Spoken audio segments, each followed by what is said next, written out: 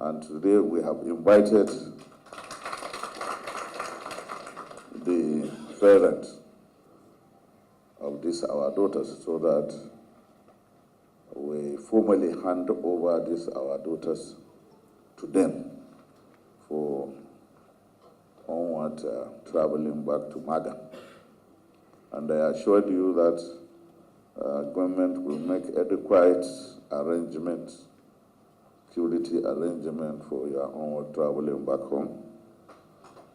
And also we thank our leader, President of the Federal Republic of Nigeria, President Bola Ahmed Tinubu,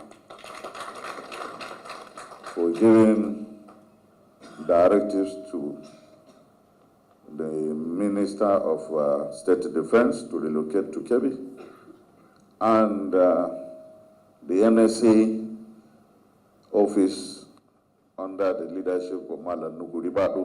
On behalf of the parents, we thank His Excellency for his tireless efforts to see that these girls are returned safely.